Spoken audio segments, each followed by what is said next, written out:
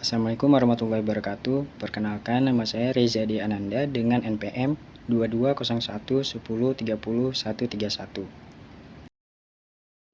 Di sini saya akan menjelaskan materi terkait jasa akuntansi, tren, dan isu. Baik, sebelumnya kita harus mengetahui terlebih dahulu apa sih kantor akuntan publik. Jadi, kantor akuntan publik adalah badan usaha yang telah mendapatkan izin dari Menteri Keuangan sebagai wadah bagi akuntan publik dalam memberikan jasanya. Secara umum, dikenal dengan jasa-jasa asuran dan jasa-jasa non-asuran. Kantor akuntan publik dapat memberikan kedua jenis jasa tersebut. Sedangkan kantor jasa akuntan atau KJA hanya dapat memberikan jasa non-asuran saja. Nah, di sini kita juga akan membahas terkait isu pemberian jasa non-audit, di mana isunya adalah jika jasa-jasa non-audit tertentu diberikan kepada klien audit, hal ini dapat menimbulkan keraguan mengenai sikap independensi auditor, setidak-tidaknya dalam pandangan pihak ketiga. Sebagaimana kita ketahui bahwa auditor eksternal itu harus memiliki sikap yang independen dan objektif dalam melaksanakan tugasnya. Orang-orang bisa merasakan bahwa auditor mungkin saja memihak kepada kliennya, sehingga hasil audit menjadi kurang terpercaya. Ini yang disebut dengan masalah independensi in appearance, yaitu auditor mungkin masih independen secara teknis, tapi kelihatan seolah-olah tidak. Selanjutnya, tren jasa kantor akuntan publik. Berdasarkan jawaban dari 77 kantor akuntan publik yang menjadi responden dalam survei yang dilakukan oleh Accounting Today, terdapat 3 jasa yang paling banyak diberikan oleh KAP dengan presentasi lebih dari 80% responden KAP, yaitu jasa international tax, yaitu layanan perpajakan internasional, misalnya pengaturan pajak perusahaan multinasional. Kemudian ada jasa business valuation, jasa menilai nilai suatu perusahaan, misalnya untuk dijual, merger, atau pada saat IPO. Kemudian ada jasa state and local tax, yaitu jasa berupa layanan pajak daerah atau lokal di negara asal kantor akuntan publik. Selain itu, ada jasa-jasa lain yang cukup banyak diberikan oleh kantor akuntan publik dengan tingkat persentase antara 60% sampai dengan kurang dari 80% berdasarkan responden dari KP, yaitu jasa attest service. Ini adalah layanan atestasi, termasuk audit dan review laporan keuangan. Intinya, kantor akuntan publik memeriksa laporan perusahaan agar sesuai standar dan dipercaya oleh pihak eksternal. Yang kedua, litigation support. Jadi KAP membantu dalam perselisihan hukum, misalnya jadi saksi ahli atau memberi analisis akuntansi untuk pengadilan. Yang kemudian ada jasa estate, trust, gift, tax planning. KAP membantu klien dalam merencanakan pajak warisan, pajak hibah, dan pajak yang berkaitan dengan properti atau kepercayaan. Kemudian ada jasa industry specialization. KAP menyediakan layanan yang disesuaikan dengan sektor industri tertentu, misalnya akuntansi untuk industri teknologi, kesehatan, atau pertanian. Kemudian ada jasa merger and acquisition. KAP membantu perusahaan dalam proses merger atau akuisisi perusahaan lain, misalnya dengan due diligence, valuasi, dan perencanaan keuangan. Kemudian ada jasa forensik atau fraud. KAP melakukan investigasi jika ada dugaan kecurangan, penipuan, atau tindak pidana keuangan. Sering juga disebut dengan forensic accounting. Selanjutnya ada jasa non-profit atau organization. KAP memberikan layanan akuntansi dan audit untuk lembaga nirlaba, misalnya yayasan, NGO, dan organisasi amal. Selanjutnya, kita akan membahas isu dalam pemberian jasa akuntan. Di sini, kita akan membahas kebijakan mengenai pemberian jasa-jasa akuntan publik kepada London Stock Exchange Group atau LSEG. London Stock Exchange adalah salah satu bursa tertua di dunia dengan sejarah lebih dari 300 tahun. London Stock Exchange Group lahir dalam bulan Oktober tahun 2007 ketika London Stock Exchange bergabung dengan Milan Stock Exchange atau juga dikenal sebagai Borsa Italiana. London Stock Exchange Group adalah kelompok bursa surat berharga internasional yang berdiversifikasi. Kebijakan London Stock Exchange Group menyerahkan tren dan isu dalam pemberian jasa-jasa akuntan publik pasca Sarbanes-Oxley Act pada tahun 2002. Kebijakan London Stock Exchange Group ini umumnya ditunjukkan kepada Big Four yang melayani grup ini. Peran penting dari London Stock Exchange Group di pasar modal Eropa membuat kebijakannya menjadi tren di antara para emiten, di mana auditor eksternal wajib mengikuti International Standard on Auditing dan UK Ethical Standard 1 berjudul Integrity, Objectivity, and Independence yang diterbitkan oleh UK Auditing Practice Board.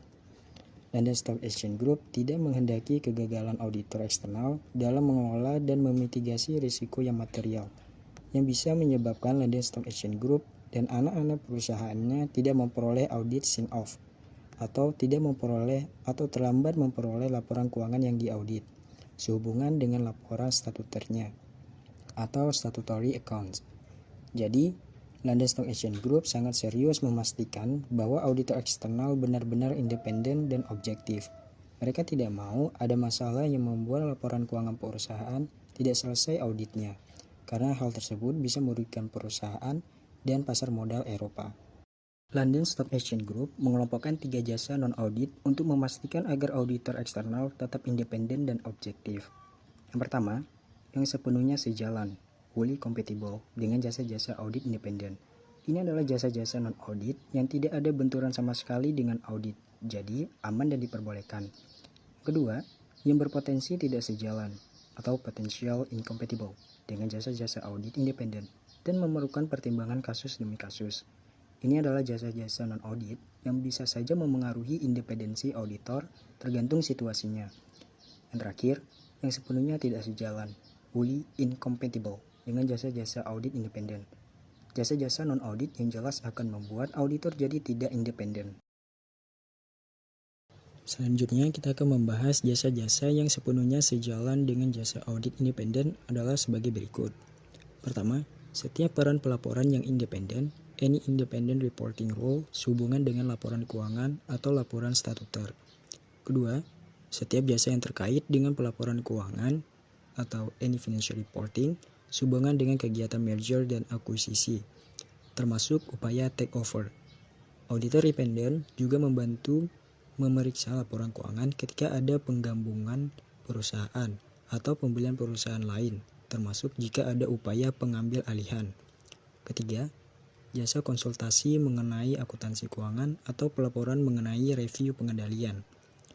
Auditor independen bisa memberikan saran tentang mencatat transaksi keuangan dan mengevaluasi seberapa baik pengendalian internal perusahaan, yaitu sistem dan prosedur untuk mencegah kesalahan atau kecurangan. Yang keempat, jasa internal. Meskipun auditor independen bukan bagian dari perusahaan, mereka dapat memberikan saran untuk membantu perbaikan pengendalian internal di dalam perusahaan. Yang kelima, jasa-jasa yang ditetapkan oleh ketentuan perundang-undangan boleh dikerjakan oleh auditor eksternal. Dan yang terakhir, setiap jasa asuran yang independen atau any other independent assurance work, auditor independen juga dapat memberikan jasa asuran atau memberikan keyakinan tentang informasi keuangan ataupun non-keuangan, misalnya untuk memastikan keandalan laporan tertentu. Selanjutnya terdapat 7 jasa yang berpotensi tidak sejalan dan perlu pertimbangan kasus per kasus adalah sebagai berikut. Pertama, taxation service, termasuk uji kepatuhan, konsultasi perpajakan, dan perencanaan pajak atau tax planning. Karena auditor juga memeriksa laporan keuangan, maka auditor harus berhati-hati agar layanan ini tidak menimbulkan konflik kepentingan. Yang kedua, jasa pensiun dan aktuari. Jasa ini adalah jasa yang membantu perusahaan dalam menghitung kewajiban pensiun karyawan, misalnya menghitung seberapa banyak dana yang harus disiapkan untuk pensiun karyawan. Karena auditor juga mengevaluasi kewajiban pensiun di laporan keuangan, ada potensi konflik kepentingan jika auditor juga menyediakan jasa ini. Yang ketiga, due diligence review. Ini adalah pemeriksaan yang lebih dalam terhadap perusahaan, biasanya sebelum pembelian, merger, atau investasi. Karena auditor harus independen dalam memeriksa laporan keuangan. Jika auditor juga melakukan uji kelayakan, bisa ada benturan kepentingan. Yang keempat, pemberian nasihat di bidang perbendaharaan. Ini adalah layanan di mana auditor memberikan nasihat tentang bagaimana perusahaan mengelola kas dan investasinya. Karena ini memengaruhi laporan keuangan, auditor harus berhati-hati agar tidak menimbulkan benturan kepentingan. Yang kelima, jasa hukum. Jasa ini mencakup pemberian nasihat hukum atau bantuan hukum. Karena auditor harus objektif dan tidak terlibat dalam keputusan hukum perusahaan, auditor perlu memastikan bahwa memberikan jasa hukum tidak memengaruhi sikap independensinya. Yang keenam, jasa independent expert work. Layanan ini memberikan pendapat ahli secara independen, tapi bukan layanan audit utama. Ini adalah pekerjaan khusus di mana auditor menjadi ahli independen. Misalnya untuk menyelesaikan sengketa. Meski disebut independen, tetap perlu hati-hati kalau hal ini berhubungan dengan laporan keuangan yang diaudit oleh auditor itu juga. Yang terakhir adalah jasa lain yang tidak termasuk jasa-jasa yang sepenuhnya sejalan atau sepenuhnya tidak sejalan. Di sini kita akan membahas jasa-jasa yang berpotensi tidak sejalan dengan jasa audit independen. Nah, jasa tersebut adalah sebagai berikut. Yang pertama, jasa accounting dan pembukuan. Auditor tidak boleh membuat laporan keuangan atau pembukuan perusahaan klien karena harus tetap objektif. Yang kedua, pemberian jasa audit internal. Auditor independen tidak boleh juga bertindak sebagai auditor internal, supaya tidak ada benturan kepentingan. Yang ketiga, jasa perekrutan dan remunerasi tenaga pimpinan. Auditor tidak boleh terlibat dalam proses rekrutmen, misalnya mencari direktur atau mengatur gaji pimpinan perusahaan. Yang keempat, jasa penilaian yang berdampak material terhadap laporan keuangan. Auditor tidak boleh melakukan penilaian nilai aset yang berpengaruh langsung pada laporan keuangan klien. Yang kelima, jasa penilaian aktuarial, kecuali jika penilaian tersebut tidak berdampak material terhadap laporan keuangan perusahaan. Nah, auditor juga tidak boleh menghitung kewajiban pensiun atau asuransi yang memengaruhi laporan keuangan perusahaan. Yang keenam, setiap peran di mana kantor akuntan publik atau partner atau karyawan memberikan fungsi manajerial atau fungsi pengambilan keputusan. Auditor harus tetap netral, tidak boleh ikut mengambil keputusan manajemen perusahaan. Yang ketujuh, jasa-jasa yang melibatkan kantor akuntan publik yang bertindak sebagai penasihat jasa-jasa bursa, yang hasilnya memengaruhi audit judgment yang berkaitan dengan saldo yang material.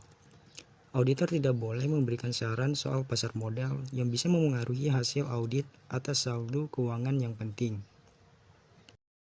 Jasa yang berpotensi tidak sejalan dengan jasa audit independen yang selanjutnya ialah merancang, menyediakan, atau mengimplementasi setiap sistem merupakan bagian yang penting dari accounting system atau yang menghasilkan laporan keuangan. Di sini auditor tidak boleh membuat atau menjalankan sistem akuntansi perusahaan supaya tidak memengaruhi hasil audit. Jasa yang ke-9, melaksanakan jual beli, penjaminan atau promosi saham. Auditor tidak boleh terlibat dalam jual beli saham, menjamin atau mempromosikan saham perusahaan klien. Jasa yang ke-10 ialah setiap peran dengan kepentingan bersama mutually of interest, termasuk aturan bagi hasil yang tergantung dari sukses usaha.